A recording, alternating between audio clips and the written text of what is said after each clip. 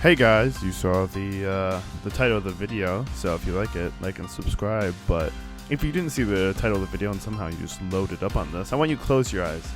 I want you to imagine Kirby. He just beat Highness through his walking, talking orphanage into the Jamba Heart. All the other pieces have been collected. Jamba Heart forms and everything. And instead of a purely negative creature that can copy basically any ability, we get a purely negative creature that can copy any ability. So we'll be going over Kirby versus Kid Buu, since I literally don't see anything about this since Kirby versus Buu from Death Battle 8 years ago. So yeah, I hope you guys enjoy, and let's get right into it.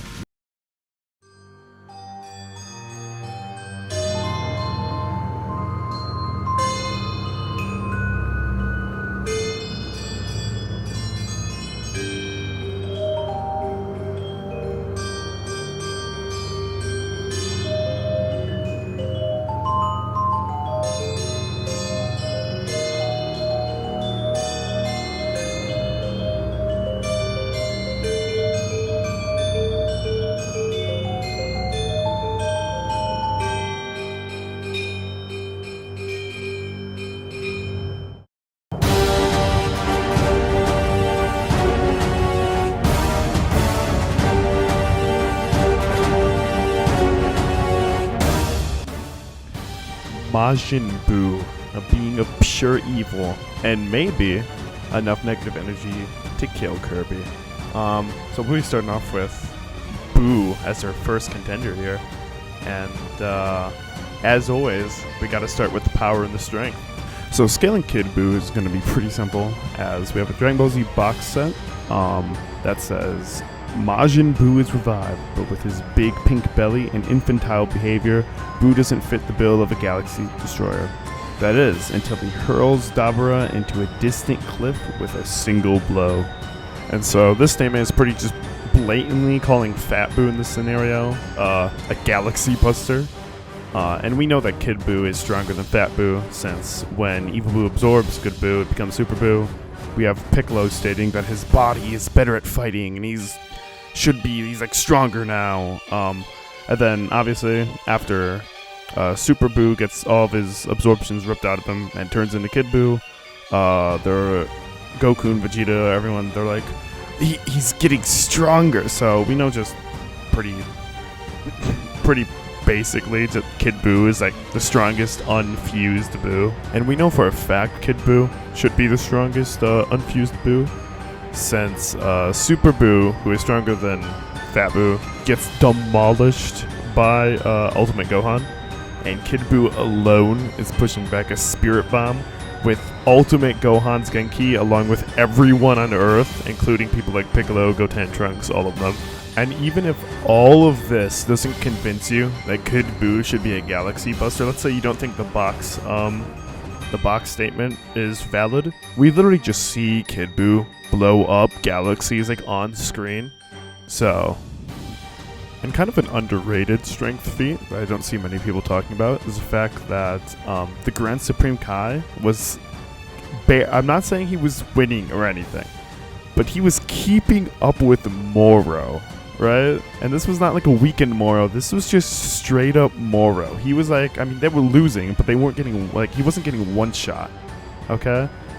And obviously he uses most of his powers to seal Moro's magical way, but even if he kept a fraction of that power, the fact that Kid Buu beat and absorbed him is wild, because we see that same weakened Moro, who's gained a little bit of magic back, boxing with DPS Goku and Vegeta. So it's kind of a wild feat that I don't see anyone talking about. But I just wanted to bring that up. And so moving on to Kid Buu's speed feats, I mean, it's kind of hard in the Buu Saga, and really past early Saiyan Saga, Namek Saga for speed scaling. But there's going back to the galaxy destroying feat. I think that's a pretty good like example of how fast they can move. In the Dragon Ball, usually, besides very special cases, travel speed equals combat speed. And so going by Google, the average galaxy is around 1,000 to 100,000 parsecs in diameter, which is approximately 3,000 to 300,000 light years across. And doing some basic math to figure out the surface area of a galaxy. And this is also assuming it's all like horizontally level, so it's not like differences in height, which there obviously are in a galaxy.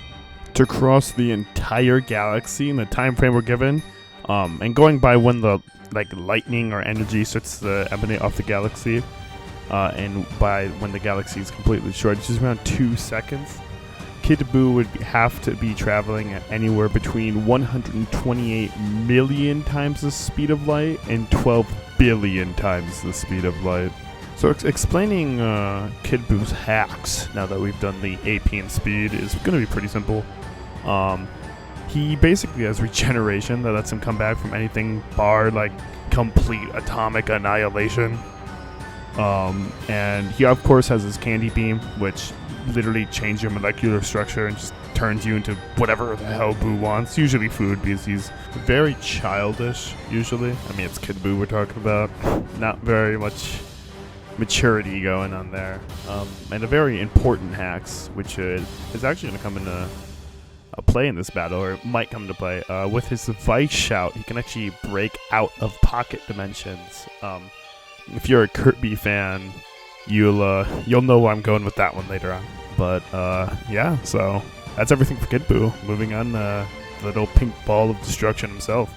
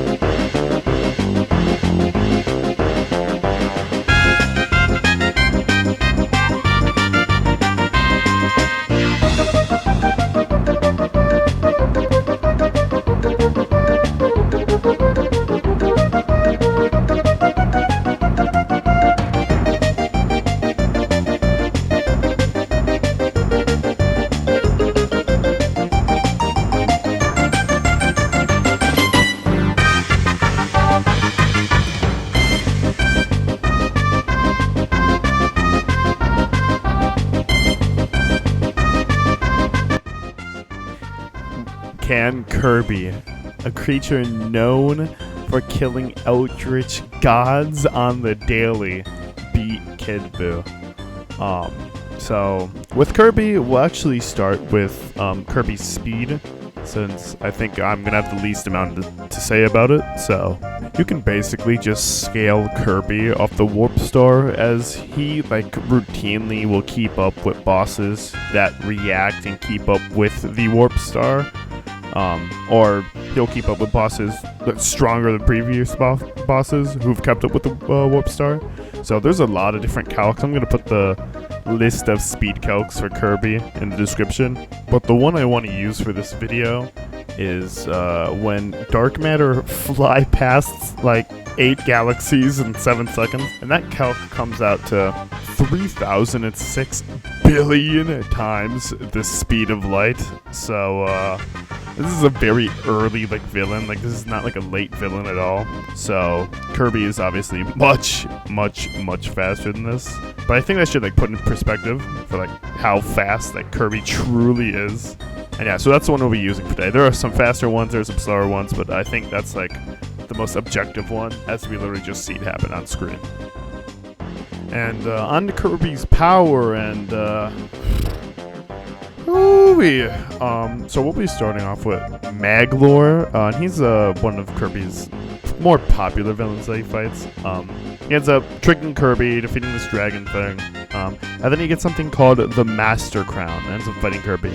And I'm going to put up a statement right here, and it said that the Master Crown has infinite power. So, I mean, Usually, I'd be like, oh, that's just like hyperbole for like, oh, very strong, like you can't understand. But I'm gonna put up 3 statements saying Kirby has infinite power.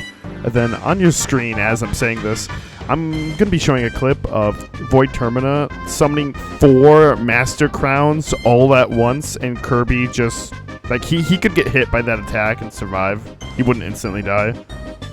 So saying that Kirby doesn't have infinite power is not a good argument you want to make, as the amount of just ridiculous statements and like things that happen that prove that like that infinite power is not a hyperbole is like it's not an argument you want to have to try to make. Kirby very clearly, it's just stated so many times and shown off that he has infinite power. There's not much to think about or argue about there. And so Kirby has a lot of powers, but the most notable ones I want to bring up are the Ultra Sword, which is basically like a one-shot move to any basic enemies or like mini bosses. His Hypernova ability, which allows him to basically inhale massive objects with his like regular suck ability, aka planet blowing up key attacks. His mirror copy ability, which lets him reflect projectiles back at his opponents, which obviously has a very foreseeable use in this battle. The copy ability, which is not just his regular suck, which I'll get to in a second, where he emits a strange light to analyze and copy his foes' abilities. So basically, he can get enemies' abilities without having to just absorb them and suck them in. And obviously, he has his regular suck abilities where he can suck up a enemy into his pocket dimension he holds within his body to gain one of their abilities later if he so chooses to. Now, those are all pretty strong abilities, pretty strong hacks, especially in this battle, I'd say. But what if I told you Kirby had an even stronger ability? A stronger ability than any of the other those copy abilities. One so powerful that the game devs refuse to admit how powerful it is and don't even let you use it in most final bosses. Of course, I'm talking about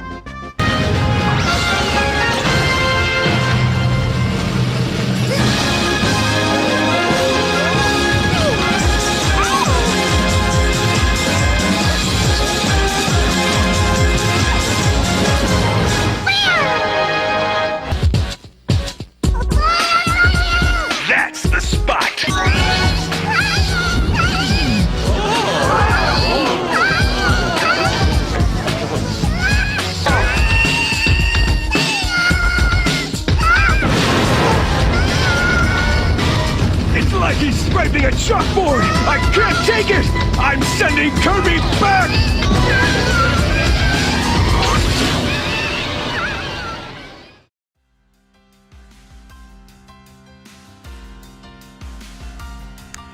Kirby versus Kid Buu.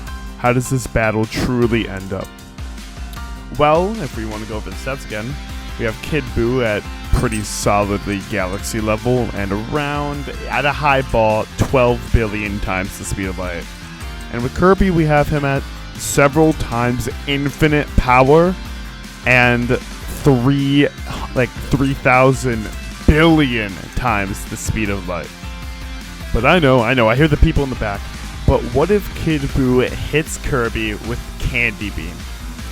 Well, on my research, I really couldn't find any like resistance Kirby had to Candy Beam. But as we've seen with Vegito, if you're just stronger than the opponent, you could still beat their ass. So I would not be surprised if we see like Jawbreaker Kirby like brutally killing Kid Buu. And Kid Buu wasn't really shown to ever use the Candy Beam, even though he could use it, as he would more prefer to just punch you really hard. And while Kid Buu's regeneration is vastly superior to someone like Cell's, I don't think it's ever like shown any feats to be capable of tanking an infinite power difference. Unless you want to count the scaling from Grand Kai and Moro, but that's kind of just like a out there thing. I don't know if that's really like usable, but if you want to kind of like compare them a little bit, I guess you could maybe say Kid Buu could take like one hit before he dies. And while Kid Buu is shown to copy key attacks after seeing them for the first time, which really isn't that special in Dragon Ball, I don't think he'd have any way of copying any of Kirby's abilities, since they're not key-based, and they're based off his physical body. Well, Kirby could literally just scan him with his copy ability and gain all of his powers, which is like a hard counter to trying to suck Kid Buu in and him using Vice Shout to get out.